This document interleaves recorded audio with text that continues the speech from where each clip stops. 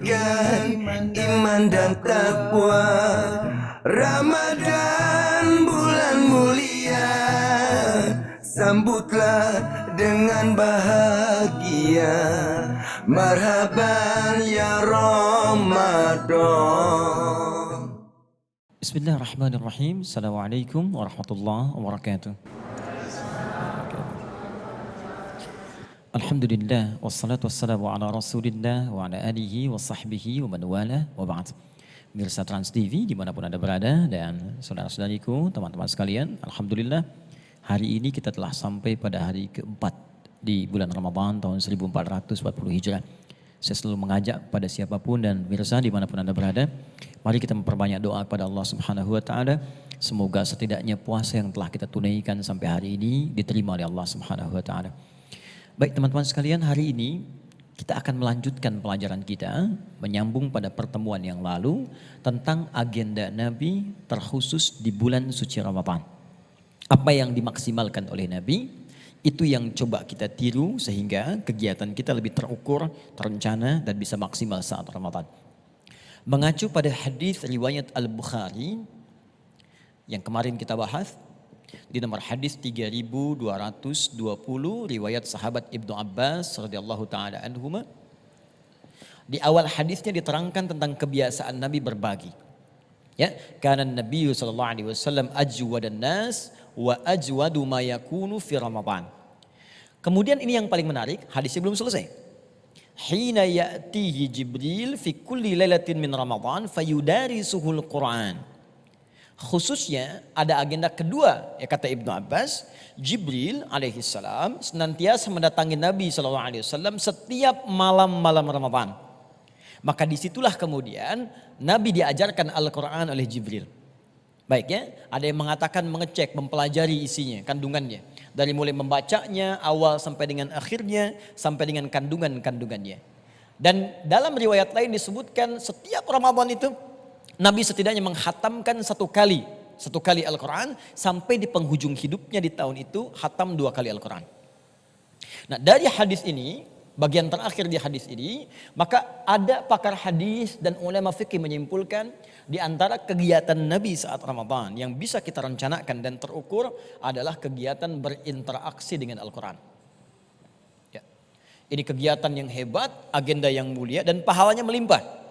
Bahkan ada ulama mengatakan tidak lengkap Ramadan seseorang jika tidak diisi dengan interaksi Al-Quran. Karena saat puasa itu diwajibkan, diikutkan oleh Allah kalimat turunnya Al-Quran. Buka Quran surah kedua Al-Baqarah ayat 185. Ya. Syahrul Ramadan alladzi unzila fihil Quran.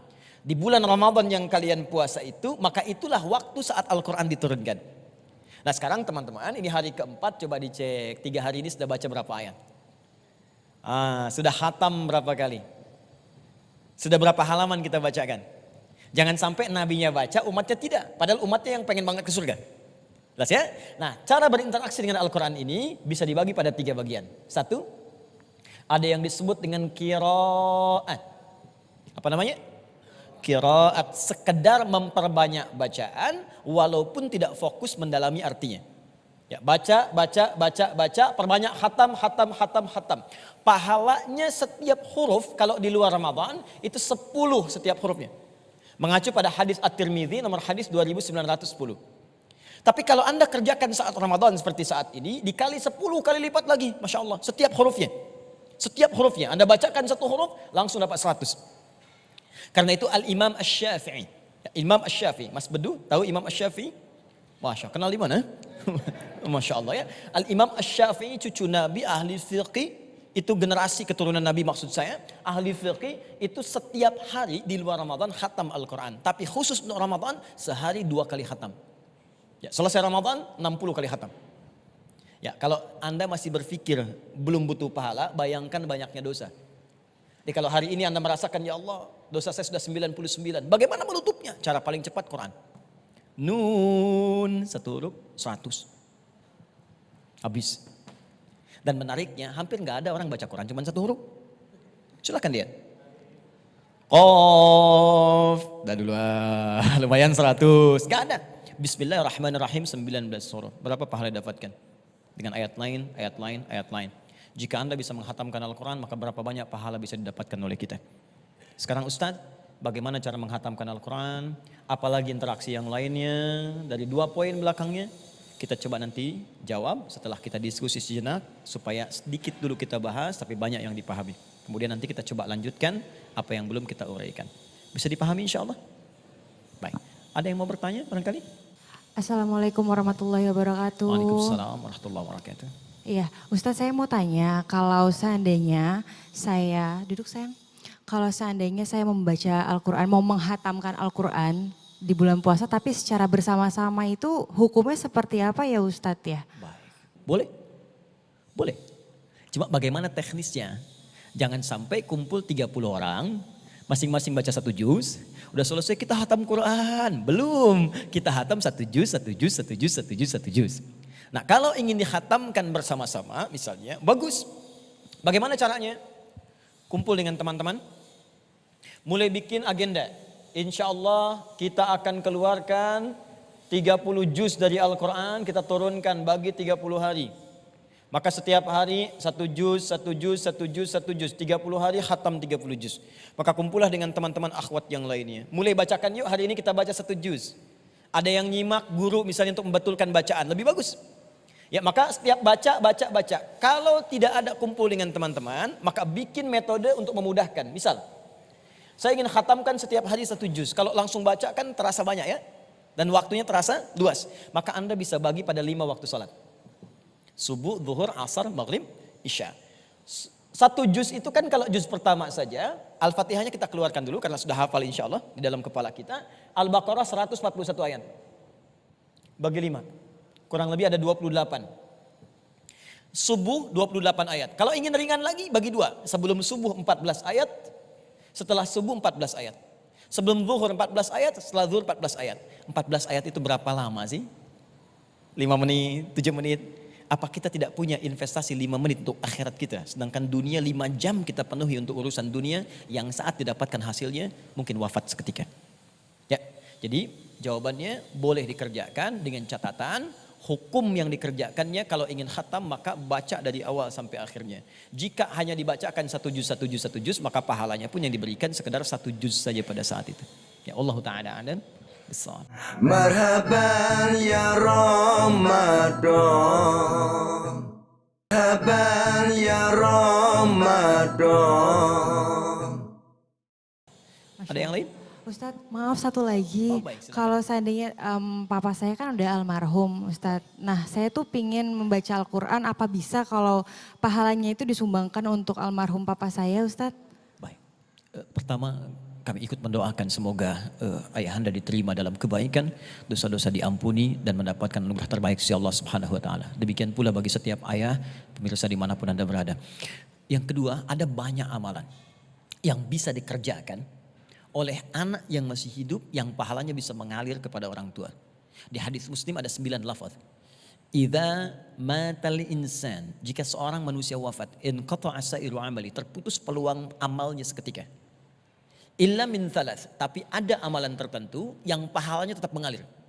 Jadi kalau seorang meninggal gak bisa beramal lagi, pahala selesai. Tapi ada 3 amalan yang saat dikerjakan oleh beliau sebelum wafat, atau beliau wafat orang lain kerjakan, maka pahalanya terus mengalir.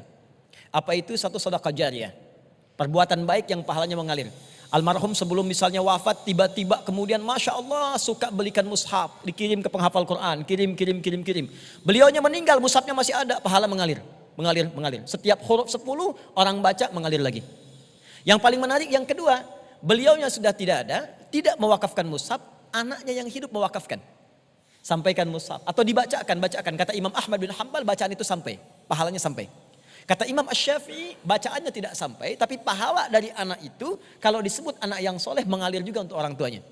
Karena yang 3 tadi, sedekah jariyah, ilmun yuntafa'u bihi, ilmu bermanfaat, dan yang ketiga waladin solihin yad'u lahu, anak soleh yang berdoa untuk orang tuanya. Di antara jenis doa itu adalah bacaan Al-Quran.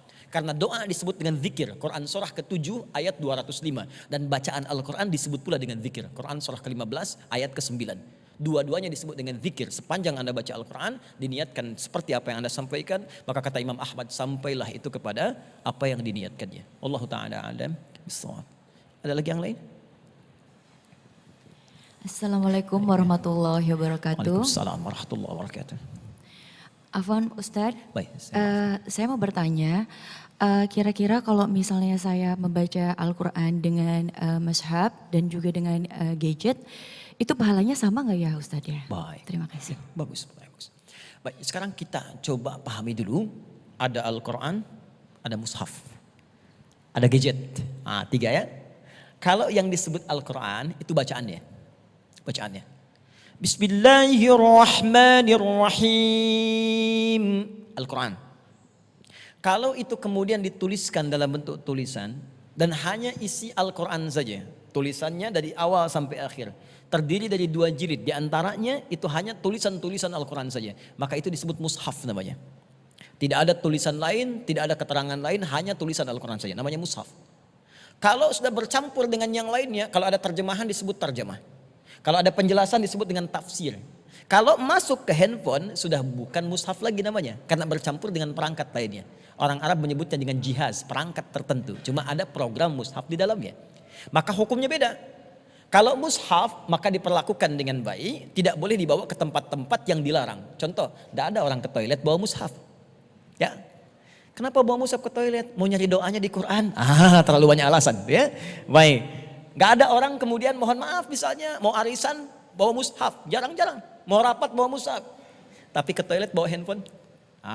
Ya, rapat bawa handphone. Karena handphone itu bukan mushaf, programnya ada di dalamnya. Sepanjang tidak dibuka program itu maka tidak disebut dengan bacaan Al-Quran. Nah, pertama hukum itu beda. Yang kedua hukum bacaannya kalau dibaca maka sama nilainya. Baik dari handphone, gadget ataupun misalnya dari mushaf, sepanjang dibacakan maka nilai pahalanya sesuai bacaannya, bukan bentuknya. Ya, bisa dipahami insyaallah ya. Baik. Jangan sampai mohon maaf handphonenya sudah bagus-bagus tapi semua mengarahkan pada dunia saja. Bagus, install mushaf di dalamnya. Ya, baik. Boleh satu lagi Ustaz? Baik. Ya. Baik, Ketika wanita sedang menstruasi, boleh baca Al-Quran menggunakan Bukan kita gadget? mungkin ya, Anda yang menstruasi, saya tidak. Iya, gadget. Baik. Oh iya, kami Baik, ya. wanita. Baik. Boleh menggunakan gadget membaca Al-Qurannya? Baik. Di sini ada silang pendapat di kalangan para ulama. Ya, kalau megang itu sepakat tidak boleh. Ya, ada yang mensyaratkan sudah pakai tisu atau yang lainnya. Ya, kalau baca ada menyebutkan tidak juga. Ya, dilarang. Kenapa dilarang? Karena keadaan sedang tidak suci, sedangkan Al-Quran suci. La yamassuhu illal mutahharun. Tidak menyentuh Al-Quran itu kecuali orang-orang yang disucikan. Maka saat sedang tidak suci itu boleh dia belajar tentang hukum-hukum tajwid, tafsir-tafsirnya. Atau kalau mau ikuti bacaan jangan diniatkan baca. Kata Imam Malik bisa dipatah-patah di situ. Ya, misal kita mau belajar Al-Fatihah yang benar misalnya kan, bisa diminta ustadz bacakan, kita terpatah-patah untuk niat baca tapi bacanya untuk belajar bukan menyengaja baca. Bismillahirrahmanirrahim. Dilihat tarakiknya, tafkhimnya dan sebagainya. Ya, ini barangkali gambaran-gambaran demikian. Tapi saya berikan berita gembira sebagai penutup bagi para kalangan kaum hawa. Ada hadis sahih di Al-Bukhari, riwayat sahabat Abu Hurairah. Idza maridal abdu aw safar kutiba lahu mithla ma kana alaihi muqiman sahihan. Kalau ada seorang hamba sedang sakit uzur atau dalam keadaan safar, ya, maka kalau dia nggak mampu mengerjakan amalan rutinnya, pahalanya tetap dituliskan sempurna. Anda biasa misalnya baca Quran kemudian sakit gak bisa baca, maka pahala tetap diberikan sempurna. Kata para ahli fikih yang lainnya, ini hadis berlaku juga bagi perempuan yang sedang sucinya.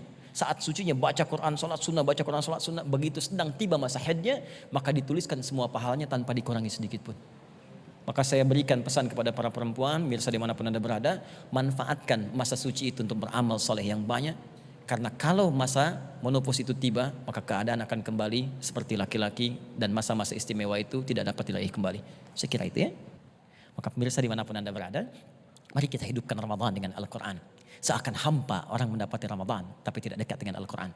Jika Ramadan tahun ini belum mampu Anda mendekat dengan Al-Quran, Anda harus menunggu tahun depan. Itu pun jika Allah memperkenankan Anda hidup. Pemirsa, semoga doa kita dijabah oleh Allah Subhanahu wa taala. Mari kita sucikan hati dan khusyukkan permohonan kita kepada Allah. Alhamdulillahirabbil alamin. Allahumma lakal hamdu kama yanbaghi li jalali wajhikal karim wa li 'azimi sultanik. Allahumma salli wa sallim wa barik ala habibikal karim rasulikal mustafa al-amin sayyidina Muhammadin wa ala alihi wa sahbihi ajma'in. Allahumma ij'alil Qur'ana sahiban lana fid dunya wa syafi'an lana fil akhirati ya rabbal alamin. Ya Allah, kami mencintai Al-Quran. Mohon jadikan Al-Quran sebagai sahabat terindah kami di dunia dan pemberi syafaat terbaik kami saat di akhirat. Allahumma zayyin ya Allah qulubana binuril Quran wa nawwir lisanana wa absarana binuril Quran. Ya Allah, mohon hiasi ya Allah hati kami yang paling dalam dengan cahaya Al-Quran dan terangi lisan kami, pandangan kami dengan penerangan-penerangan dari Al-Quran. Allahumma ja'alna ya Allah min muhibbil Qur'anil Karim. Ya Allah, mohon jadikan kami termasuk para pecinta Al-Quran, min ahlika wa khasati, termasuk orang-orang yang Engkau khususkan dalam hadis dan lisan Nabi sallallahu alaihi wasallam. Allahumma ya Allah, Allahumma ya arhamar rahimin, adkhilnal jannata ya Allah ma abaina wa ummahatina ka ahlil Qur'anil Karim. Ya Allah, kami mohon naikkan status kami di akhirat sebagai ahli Al-Quran yang mampu mengandeng ayah kami, ibu kami, ibunda yang telah mengandung kami, melahirkan kami, ayahanda yang dengan peluh keringatnya merawat kami.